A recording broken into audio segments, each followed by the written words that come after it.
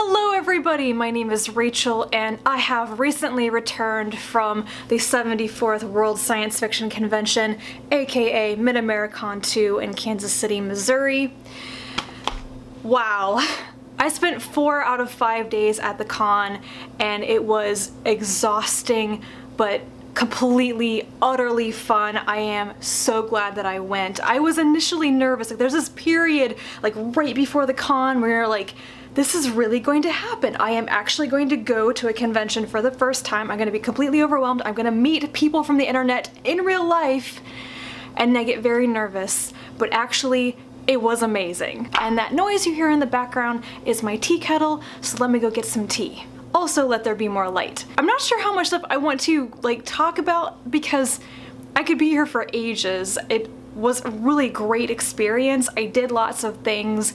It was completely new to me as well. This was my first convention. There were about 4,500 warm bodies on the premises during the con. That's pretty big for a first convention, but it was nothing at all like going to the academic conference that I went to when I was in university. So just the feel and the setup and all the activities and stuff were so much more.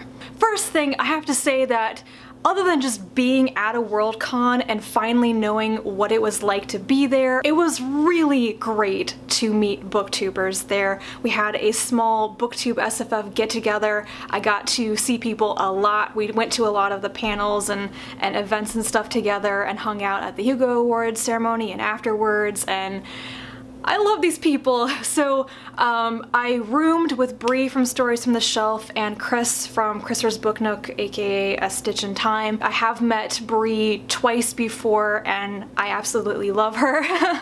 I just love hanging out with her. But it was amazing to see Chris for the first time. She came all the way from Toronto. Brock was also there from Let's Read. I met Denise. Her channel is Denise Harwood. I got your name right. I'm so sorry about getting that wrong on Twitter. She is a newer BookTube SFF creator. I discovered her back during the BookTube SFF Awards and the Babbles videos.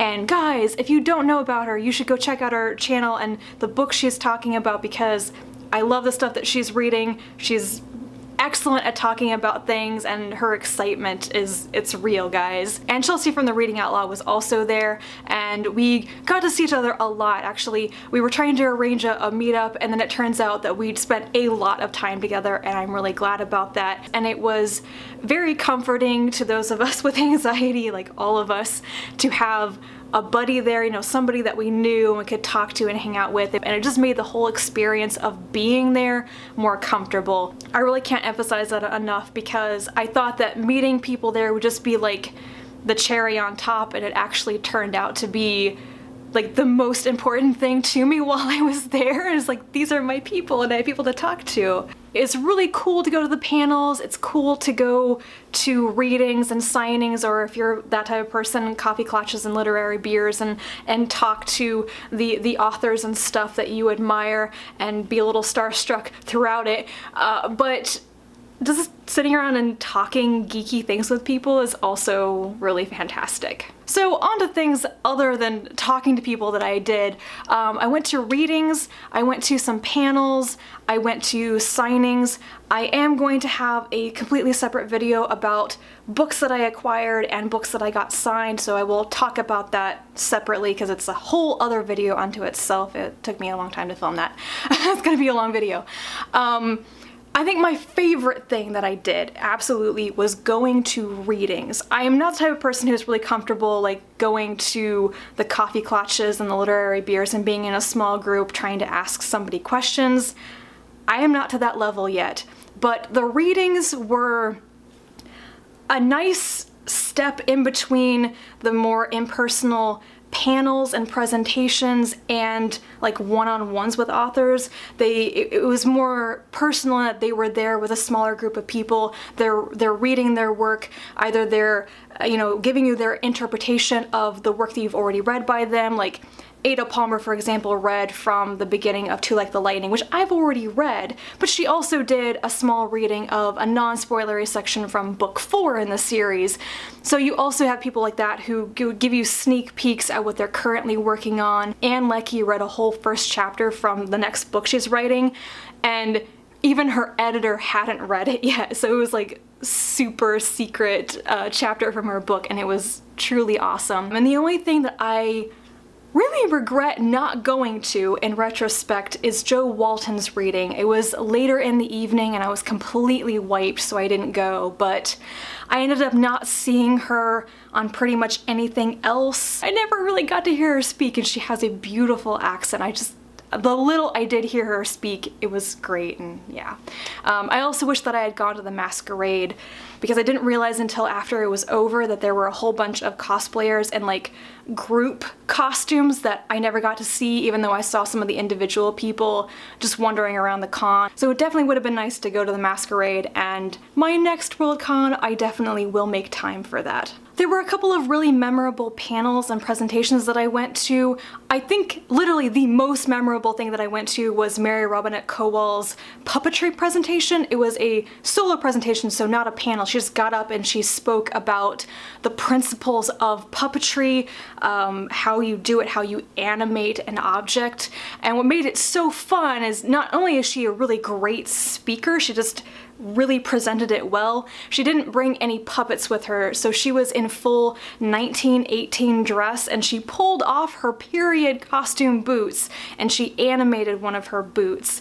It was hilarious and it worked really well.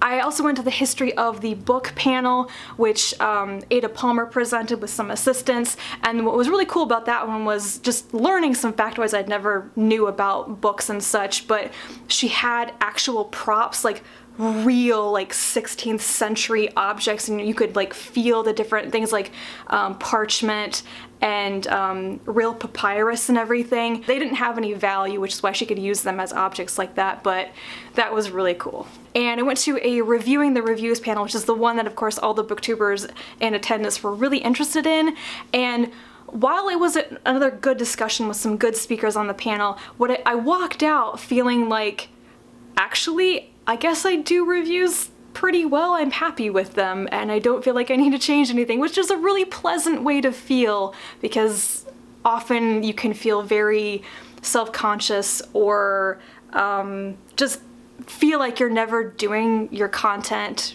correctly, like it's always something wrong with it. And instead I just thought, you know what? I think I'm doing it okay. And of course, the Hugo Awards ceremony, which is really cool. I am glad I was there this year. Part of the whole point of going to WorldCon for me was to be at a Hugo Awards ceremony, also to see Tamara Pierce. The Hugo Awards ceremony was really great.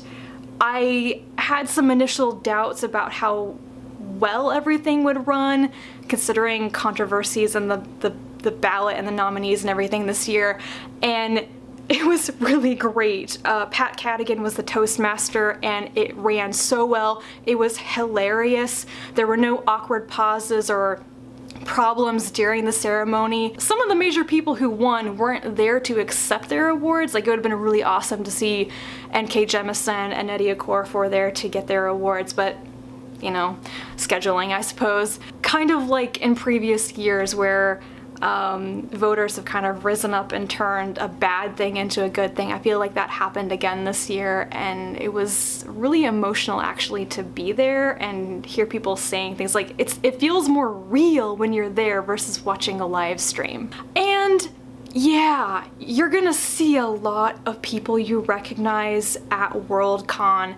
The first like 2 days I would freak out a little bit inside and get really starstruck whenever like Elizabeth Bear walked by me on the street wearing a flapper dress, and I was like, whoa, I love Elizabeth Bear. Seeing Ann Leckie and Ada Palmer and Joe Walton and John Scalzi and freaking George R.R. Martin just casually walked through the free books line one morning, and we're like, he just walked by us. And then by day 3 and 4, you have seen so many people repeatedly like, hey, there's Ken Liu, there's John Chu, there's John Scalzi again. I almost ran into Gary K. Wolfe while carrying a box of books in the hotel lobby, and I was like, oh, just please don't hit him. And then I was in an elevator with Michi Trota and her Hugo Award and got to congratulate her, and Oh yes, I did get things at the con that weren't books, but they're kind of small, so I'm going to try and show these to you. Mainly, I got jewelry. I find it very difficult to wear earrings because I have metal allergies, and then I always mess them up. It's quite painful to wear earrings most of the time for me. So there was this jewelry booth across from the autographing section that we just stumbled upon, and she was selling ear cuffs, so I got some, and they're fantastic. The really big one I got is actually the behind the ear cuff, where, yeah, this is the really big one. You can see that. And then I got 2 of the ear cuffs, which attach on like the ridge of your ear right here. I got this dragon. It's gold with a little purple gem thing on it, which is really cool. And then I got a silver one with a green gem, which is a tree. And I wore both of these repeatedly throughout the con. I just can't wear heavy earrings anymore, so these are great alternatives. And she has an Etsy shop, so I will link it down below because I will absolutely be buying more of these. I got the t-shirt that I'm wearing here, if I could like sit up so you could see that. This is the "Curse Your Sudden but Inevitable Betrayal" quote from Firefly. I should explain the ribbons thing really quickly because I didn't know this existed, but when we went to the How to Enjoy Your First Con panel, explained that the ribbons are a thing. You get them for various activities or just completely randomly, and apparently some people are really serious about getting lots of ribbons. I didn't really believe this until I saw it on like day 4 of the con. You have people who were using them like bandoliers of them, or like all the way down to the floor. It was crazy. So I got just a small sampling. First WorldCon, Becky Chambers gave out the feather one at her signing. I Want Gypsy Silk is the one that none of us knew what it was, and the people who were handing them out didn't know what they were either. Pay It Forward from the Heinlein Society booth. The Helsinki ribbon because, hey, I got my supporting membership.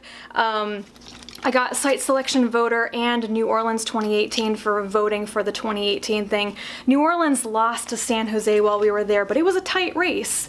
And then I got Republic of Two Systems and the Peep Peep Peep Peep one, which I don't remember what that's from, but they are both from Ann Leckie's Ancillary Justice Imperial Raj series. And then some random guy at the bar was talking to us and gave us ribbons, and I got Fragile Handle with Care. So you can get them for really random reasons, and that's really cool. So I think I've babbled on enough about WorldCon. I had a lot of fun.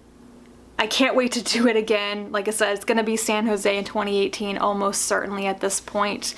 But I have 2 years to prepare for that one, and a lot of stuff can happen in 2 years. So if you were there, let me know what your experience was, or if you have been to previous WorldCons. Do you have stories? And also, thank you to Paul, who came up and said hi to me and told me he recognized me from the internet, because that was one of the coolest things that happened to me. It totally made my day. I hope I wasn't weird. I was like really sleep deprived at that point, and so I hope I wasn't a complete idiot, but that was cool, so thank you for saying hi. I'm gonna end this video now and drink my tea, so thank you guys for watching, and I will talk to you again soon. Bye.